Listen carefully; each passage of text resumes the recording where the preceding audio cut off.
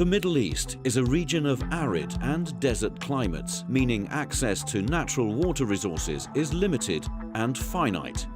In a fast-developing urban environment, the demands on this resource far outweigh its supply. Holistic water management to leverage each part of the water cycle using the resources at hand must be considered to allow continued development.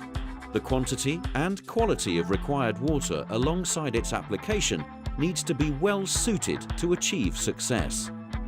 The most abundant resource in the Middle East is seawater from the Arabian Gulf, Sea of Oman, Red Sea and Mediterranean Sea.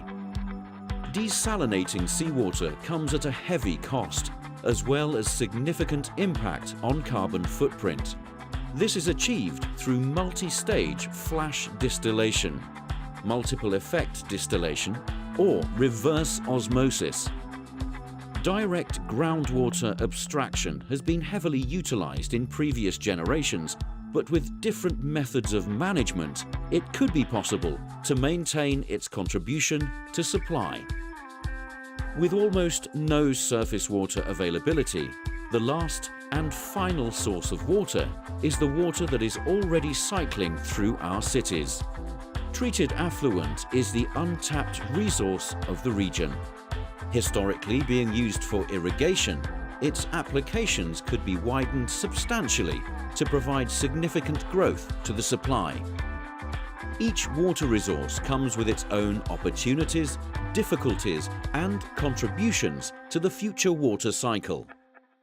How can we ensure that the water provided to stakeholders is well treated, of a sufficient quality, with the least impact on the environment through reused water? The first step is to ensure that the water received via the sewers is treatable. Managing infiltration, trade effluents and the conditions of the networks is key to this. Once the sewage arrives at a sewage treatment plant, the chosen process must be able to maintain a compliant effluent for the standards defined, whilst also optimizing its running costs and related environmental impact. With the compliant effluent, the conventional pathway is via a network to either discharge to sea or to irrigate landscapes.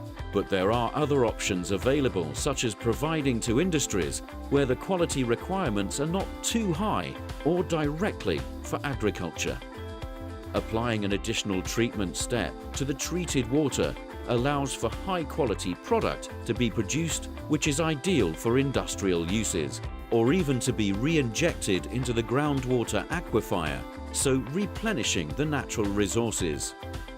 Once in the aquifer, the cleaner water can have many benefits, including acting as a buffer to smooth seasonal variation of refuse water supply and demand, as a barrier to prevent saline infiltration spreading through the groundwater, and to ensure sufficient availability in the required regions for well extraction. The water can then be used directly for agriculture or treated to potable standards. One day, it is possible to envision that the future water cycle could be a full circle, allowing the water to flow continuously in the urban environment without impacting the natural environment around it.